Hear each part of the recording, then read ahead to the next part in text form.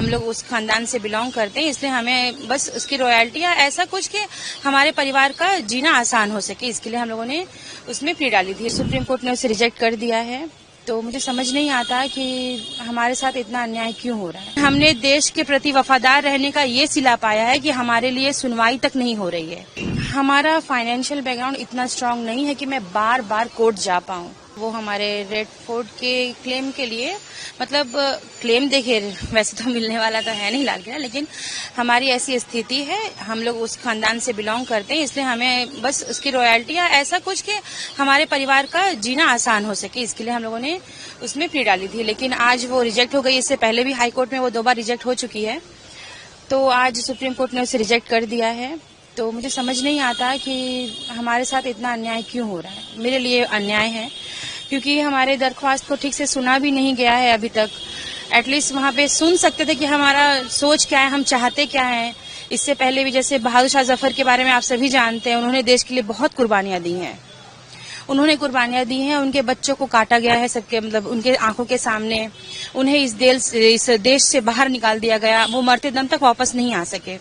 इतनी कुर्बानियां देने के बाद भी, वो भी देश के लिए उन्होंने कुर्बानियां दी थी। अगर वो चाहते तो अंग्रेजों से हाथ मिलाकर आराम से रह सकते थे।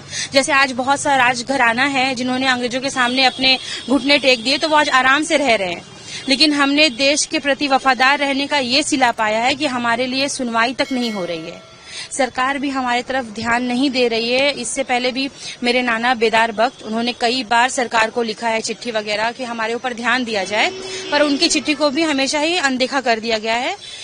वो अपने लिए न्याय मांगते मांगते इस दुनिया से चले गए। उसके बाद सुल्ताना जी ने भी कई बार हेल्प मांगी है सरकार से, लेकिन हमारे ऊपर कभी ध्यान नहीं दिया गया है।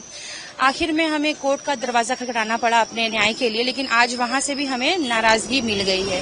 अब मुझे ये समझ में नहीं आता है कि हम इस देश में और कहाँ जाए, कहाँ पे न्याय मांगे। अंग्रेजों ने इतने जुल्म किए हमारे ऊपर, इसके बाद अब इस सरकार में भी अगर हमें न्याय नहीं दिया तो हम और कहाँ जाएंगे। मुझे ये बात की समझ नहीं आती है। इसके बाद मैम आप लोगों का नेक्स्ट मूव क्या होगा, क्या स्टेप इसके बाद? देखिए, इसके बाद मेरा नेक्स्ट मूव क्या है, ये तो भी मेरी दिमागी स्थिति ठीक नहीं है, प्लस मेरी नानी सुल्ताना बेगम जी की तबीयत भी बहुत अच्छी नहीं है।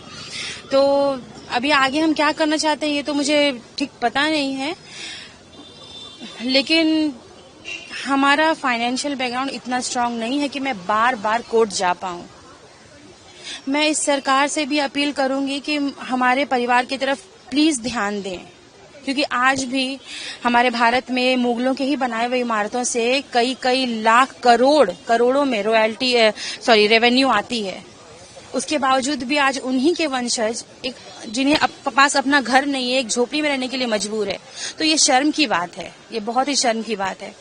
फिलहाल लड़ाई तो जो है वो जारी रहेगी, अब कहाँ तक हम जाएंगे हमको पता नहीं है। फिर भी हम सरकार से, इस देश के सरकार से, न्यायपालिका से गुजारिश करूंगी कि हमारे लिए कुछ करें, हमारे ऊपर ध्यान दें।